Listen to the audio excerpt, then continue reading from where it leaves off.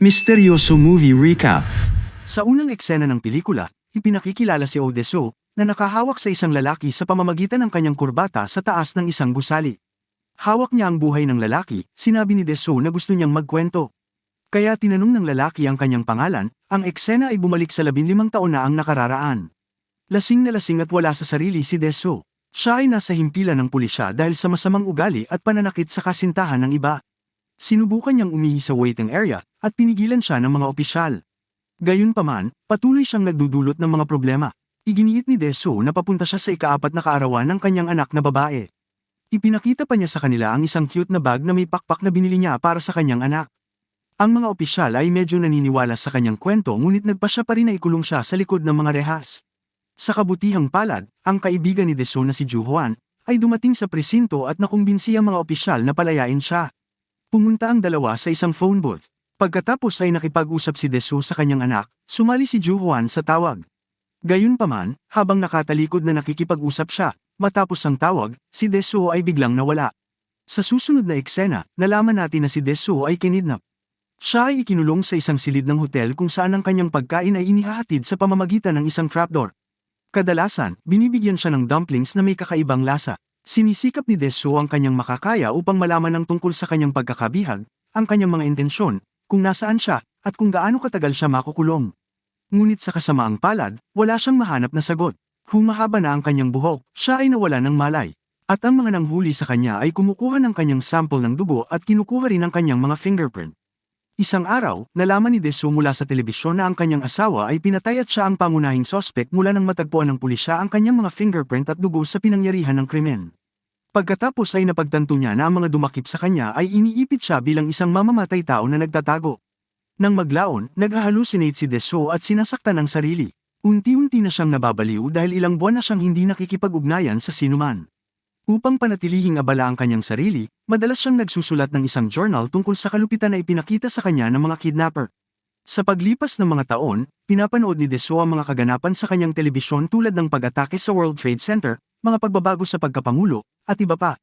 Kapag hindi nanonood ng TV, ginugugol niya ang isang bahagi ng kanyang oras sa shadow boxing, na nangangako na hindi ipagtatanggol ang taong nasa likod ng kanyang paghihirap. Pagkaraan ng 14 na taon, sa wakas ay nagawa niyang tanggalin ang isang brick sa dingding at nagpas siyang tumakas sa loob ng isang buwan. Gayunpaman, bago siya magpatuloy sa plano, isang misteryosong babae ang pumunta sa kanyang silid at hinihipnotismo siya. Nang magising si Dae-soo, nakita niya ang kanyang sarili sa loob ng isang kakaibang malitis sa rooftop ng isang skyscraper. Ang isang tao ay nasa taas ng gusali na nagbabalak tumalon sa gusali. Naiintriga si Dae-soo dahil ilang taon na ang nakalipas mula nang makakita siya ng ibang tao. Gayunpaman, dali-dali niyang pinigilan ang lalaki at sinabi sa kanya ang kwento ng kanyang pagkabihag. Ito ang parehong eksena mula sa simula ng pelikula. Matapos marinig kung paano napunta doon si Dae-soo, nagsimulang magsalaysay ang lalaki ng kanyang sariling kwento ngunit ang ating bastos na bayani ay umalis ng walang interes. Sumakay si Dae-soo sa elevator kung saan ninakaw niya ang salaming pang-araw ng isang babae.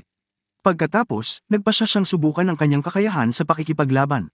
Tinutukso niya ang ilang mga tulisan, sadyang nakikipag-away sa kanila, at madali silang binugbog.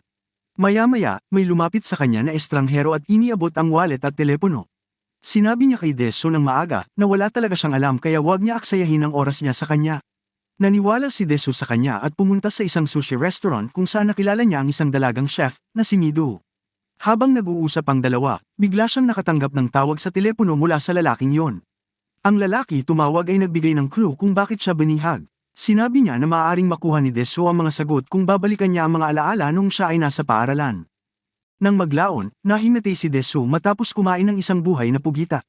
Tinulungan siya ni Mi-do at iniuwi siya. Habang siya ay natutulog, binabasa niya ang kanyang mga journal at nalaman ang lahat tungkol sa kanya. Maya-maya, nagkamalay si Dae-soo at tumingin sa paligid ng bahay. Nang malaman niyang nasa banyo si Mi-do, agad siyang pumasok doon at sinubukang ipilit ang sarili sa kanya, ngunit nagawa niyang ipagtanggol ang sarili. Inamin ni Mi-do na gusto niya siya pero hindi pa siya handang ibigay ang kanyang katawan. Pagkatapos ay sinabi ni Mi-do na tutulungan siyang hanapin ang kanyang nawawalang pamilya. Sa kalaunan, nagawa nilang mahanap ang address ng kanyang anak. Matapos ang pagkamatay ng kanyang asawa, ang anak na babae ay inampo ng mayayamang doktor. Dahil alam niyang ligtas siya at may magandang buhay, sumuko si Dae-soo sa pagsisikap na makipag-ugnayan sa kanya. Nangako rin siya na bibisitahin niya ang puntod ng namatay niyang asawa pagkatapos niyang patayin ang bumihag sa kanya. Gayunpaman, hindi ito magiging madali. Ang tanging pag-asa ni Deso upang malutas ang misteryo ay ang mga dumpling na pinapakain sa kanya sa loob ng ilang taon na pagkabihag. Kaya naman, binibisita nila ni Mido ang bawat restaurant sa lungsod para tikman ang kanilang mga dumplings. Maya-maya, nakita niyang may kachat si Mido. Nang harapin ni Deso ang lalaki, ibinunyag niya na alam niya ang tungkol sa pagkabihag ni Deso at kinukutsa pa siya para dito. Nang marinig ito, naniniwala ngayon si Deso na si Mido ay nakikipagtulungan sa estranghero at pinaghihinalaan niya na siya ang dumakip sa kanya. Sa sobrang galit, umalis siya ng bahay at sinabi kay Mido na hindi niya ito mapagkakatiwalaan. Matapos iyon, ipinagpatuloy ni Deso ang kanyang mga pagbisita sa mga restoran, at sa wakas ay nahanap ang isa kung saan nagmula ang mga dumpling. Dahil sabik na mahuli ang salarin, sinundan niya ang isang deliveryman na naglalakad. At nakarating si Deso sa lugar kung saan siya ikinulong. Siya ay nag-imbestiga at nalaman na ang lugar ay isang pribadong bilangguan, kung saan nagbabayad ang mga tao upang panatilihing bihag ang isang tao. Pagkaraan ng ilang sandali, hinanap ni Deso ang warden ng bilangguan, na si Park, pinahirapan siya para makakuha ng sagot. Sinasabi ni Park na wala siyang alam, sinabing hindi niya nakilala ng personal ang kliyente. Gayunpaman, nang brutal na bunutin ni Deso ang ilan sa kanyang mga ngipin, ipinahayag ni Park na mayroon siyang mga recording ng mga tawag sa telepono sa kliyente. Matapos makuha ang kanyang mga sagot, ibinigay ni Deso si Park sa mga gwardya ng bilangguan, binabalaan silang lahat. Pagkatapos ay lumaban siya sa mga gwardya at tinalo sila kahit na nasaksak siya ng maraming beses. Habang naglalakad, bumagsak si Deso sa kalsada dahil sa kanyang mga pinsala. Isang lalaking nakasunod sa kanya noon pa man ay lumapit sa kanyang subconscious body at dinala siya kay Mido.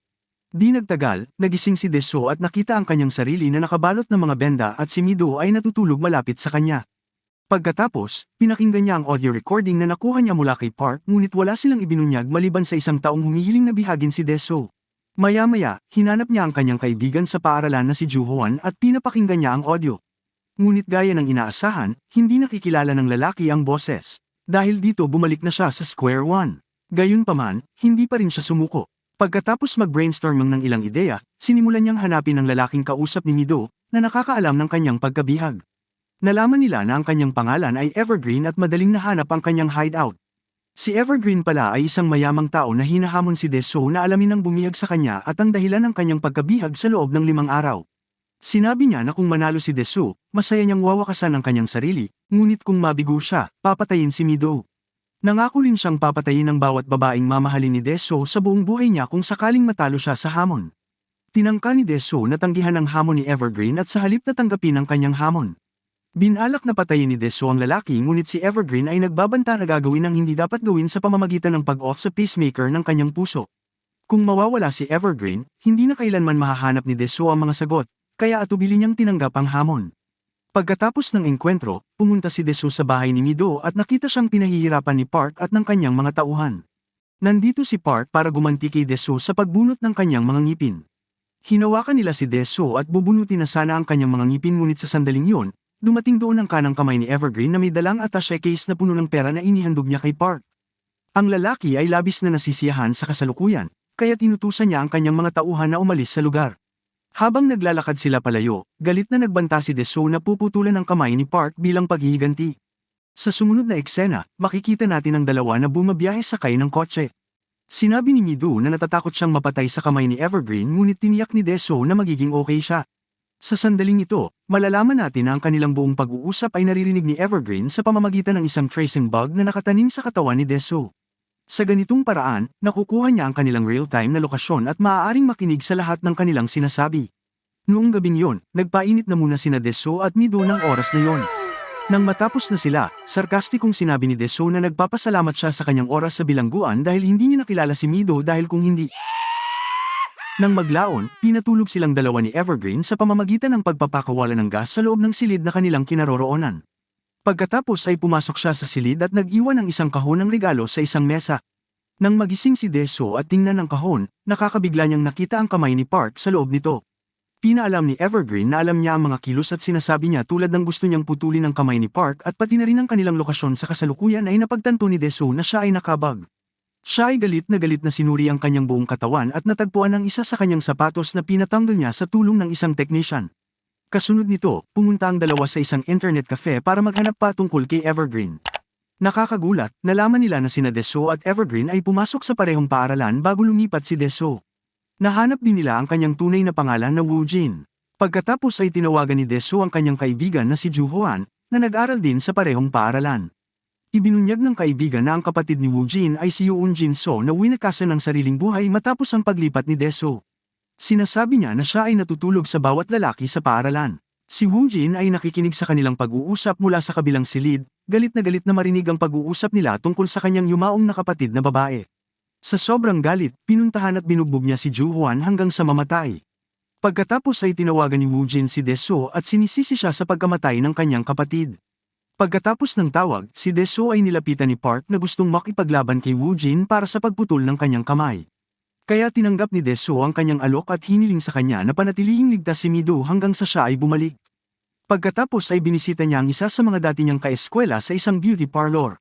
Habang nag-uusap sila, isiniwalat ng babae na ginawa ni Jinso ang pagwakas sa sarili dahil sa mga chismis tungkol sa relasyon nila ng kanyang kapatid noong high school. Pagkatapos ay binisita ni Deso ang kanyang paaralan at inalala ang nangyari isang araw bago siya lumipat. Nakita niya si Woojin at ang kanyang kapatid na babae na may ginagawang hindi dapat sa isa sa mga silid-aralan. Itinigil nila matapos siyang mapansin ngunit huli na ang lahat. Sinabi ito ni Deso kay Juhoan at ang chismis tungkol sa magkapatid ay mabilis na kumalat sa buong paaralan. Sa kasalukuyan, isang gigil na makaganti na si Deso ang pumunta sa penthouse ni Woojin at tinalo ang lahat ng kanyang tauhan. Pagkatapos ay sinabi niya kay Woojin na nanalo siya sa taya, dahil natagpuan niya ang lahat ng mga sagot na hinahanap niya. Naalala ni Deso na si Woojin ay natutulog kasama ang sarili niyang kapatid noong high school at inakusahan siyang binura ang lahat ng alaala niya para hindi niya maalala ang pangyayari. Gayunpaman, itinanggi ni Woojin na binura ang kanyang memorya na sinasabing nakalimutan ni Deso dahil hindi niya ito negosyo. Sa pagbabalik sa nakaraan, makikita natin na nung umalis si Deso para sa paglipat, ang chismis ng relasyon ng magkapatid ay kumalat na parang apoy. Pinalaki masyado ng mga tao na nagsimulang magsabi na si Jin So ay buntis. Nagkataon na huminto ang kanyang regla at namamaga ang kanyang tiyan. Dahil dito, naniwala siya sa mga chismis. Hindi niya maatim na may sanggol na lumalaki sa loob niya na pamangkin niya rin. Kaya ito ay humantong sa kanyang pagkamatay. Mula noong araw na yon, sinisisi ni Woojin si Deso sa pagpapakalat ng chismis na ikinamatay ng kanyang kapatid. Sa kasalukuyan, kagulat-gulat na isiniwalat ni Woojin na nagmahalan sina Deso at Mido dahil pareho niyang na-hypnotize ang mga ito. Nahipnotismo pala ang dalawa bago sila unang nagkita at ang lahat ay nakaplano sa paraang gusto niya na magkagustuhan sila. Pagkatapos ay itinuro ni Woojin ang isang kahon at sinenyasan si Deso na buksan ito. Ang kahon ay naglalaman ng ilang lumang larawan ng pamilya ni Deso. Habang iniisa-isa tingnan, nakikita niyang tumatanda ang kanyang anak sa bawat larawan. Pagkatapos, sa isang nakakagulat na pagliko ng mga kaganapan, ito ay nagsiwalat na ang kanyang anak na babae ay walang iba kundi si Mido. Habang sinusubukan ni Deso na iproseso ang nalaman, ibinunyag ni Woojin na hostage ni Park si Mido. At siya ay nasa side ni Woojin at ang kamay ay kapalit lamang para sa ilang pera. Pagkalipas ng ilang segundo, tinawagan ni Park si Deso at ibinigay ito kay Mido. Kinakabahan niyang binanggit na binigyan siya ni Park ng isang kahon.